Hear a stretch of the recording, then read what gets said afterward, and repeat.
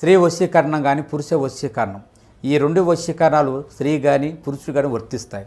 మనం చెప్పిన మాట వినకపోయినా మన దగ్గరికి వచ్చే విధంగా, మనం మాటకి గౌరవించే విధంగా, మనం రమ్మంటే రావాలి, పొమ్మంటే పోవాలి, కూర్చుంటే కూర్చోవాలి, లెమ్మంటే లేవాలి, మనం చెప్పిన మాట గౌరవించి మనం పెళ్లి చేసుకోవాలనే విధంగా కూడా స్త్రీ వశీకరణ కానీ పురుష వశీకరణం కానీ ఉంటుందమ్మా. ఈ వశీకరణం అనేది వాళ్ళకి ఏ విధంగా ఎవరి గురించి మనం చేయాలనుకుంటున్నామో వాళ్ళ పేరు మీద కూడా ఆ వశీకరణం పట్టుకొని ఆ మంత్రం ఒకటి చెప్తాను. ఆ మంత్రం మీరు జపించగలిగారంటే ఆ వశీకరణం పట్టుకొని ఆ మంత్రం జపిస్తే 11 రోజుల్లో ఆ వ్యక్తి, నువ్వు ప్రేమించిన వ్యక్తి కానీ అమ్మాయి కానీ అబ్బాయి కానీ 11 రోజులు మీ దగ్గరికి వచ్చేది ఖచ్చితంగా గ్యారెంటీగా జరుగుతుంది. ఈ యొక్క జీవితం అంధకారం అయ్యేటటువంటి ప్రమాదం ఒక సంఘటన రూపంలో రాబోతుంది. మీరు తప్పక జాగ్రత్తలు పాటించండి. లేకుంటే కలిగే నష్టాన్ని పూరించడం ఎవ్వరి తరము కాదు. కష్టమే కాదు, నష్టమే కాదు, మీ మనసు ఇక అలసిపోతుంది. ఏం జరగబోతుందో వీడియోలో తెలుసుకుందాము. వీడియో నచ్చితే తప్పకుండా ఒక చిన్న లైక్ చేసి మమ్మల్ని సపోర్ట్ చేయండి. ఇక ఆలస్యం లేకుండా వీడియోలోకి వచ్చేద్దాం. ఈ రోజున ఆలోచించి ఆచితూచి జాగ్రత్తలు తీసుకోండి. లేకపోతే మీ వల్ల మీ ఇరువురికి కూడా నష్టం జరగబోతుంది. అంటే మీకు అలాగే మీ ఎదుటి వారికి కూడా నష్టం జరుగుతుంది. మీ వల్ల నష్టం కలగబోతున్న వారు ఎవరు, ఏం జరగబోతుంది, ఇరువురికి ఏ విధమైన కష్ట సమయం ఇది అనేది తెలుసుకుందాము.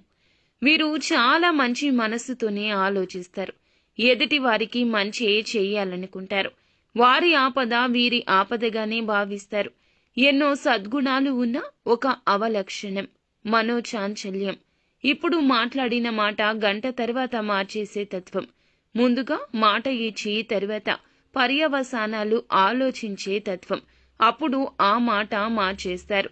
ఈ యొక్క తత్వం రీత్యా మీకు ఎదుటి వారి రీత్యా కష్టం నష్టం కలగబోతుంది. ఇక ఈ యొక్క నష్టాన్ని పూడ్చడం మీ వంతు అస్సలు కాదు. ఎంత కష్టపడినా సరే మీ తరం కాదు.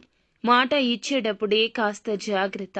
స్నేహితులకైనా సన్నిహితులకైనా కుటుంబీకులకైనా ఆఖరికి భాగస్వామికి అయినా సరే మీ మాటను వేదంగా భావించేవారు ఉన్నారు. ఏది చెబితే అది ఆలకించేవారు మీ మీదే నమ్మకం పెట్టుకుంటారు. వారు మిమ్మల్ని కష్టం నుండి బయటపడేస్తారనో లేదా కష్టం రాకుండా మిమ్మల్ని కాపాడుతారనో మీ మీద ఆ భారం వేస్తారు. వారి యొక్క ఆపద మీకు చెబుతారు. చేయలేని సాయం, మీ వల్ల కాని సాయం చేస్తామంటూ మీరు బదులు ఇస్తే ఇక మీరు అపనిందల పాలు కావడాన్ని ఎవ్వరూ ఆపలేరు. ఎదుటి వారికి కూడా కష్టం కలుగుతుంది. కావున ఇలా జరుగుతుంది.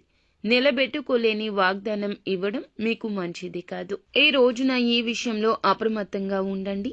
లేకపోతే మీ జీవితం అంధకారంలోకి వెళ్ళిపోతుంది.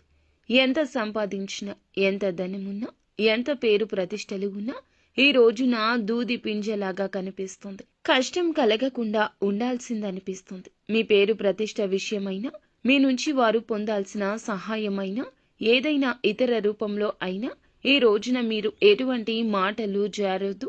ఒకవేళ జారితే ఇక అంతే సంగతులు. ఒక దెబ్బ కొట్టినా వెనక్కి తీసుకోవచ్చు, కానీ మాట ఇస్తే మాత్రం వెనక్కి తీసుకోలేము.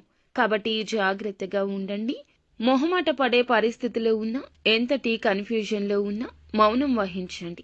ఇది మీకు శ్రీరామ రక్ష. అలా కాకుండా అత్యుత్సాహాన్ని ప్రదర్శిస్తే మొదటికే మోసం వస్తుంది. కాబట్టి ఈ రోజు ఇద్దరికి, అంటే మీకు ఎదుటి వారికి నష్టం కలుగుతుంది. మీ పేరు ప్రతిష్టలకు భంగం కలుగుతుంది.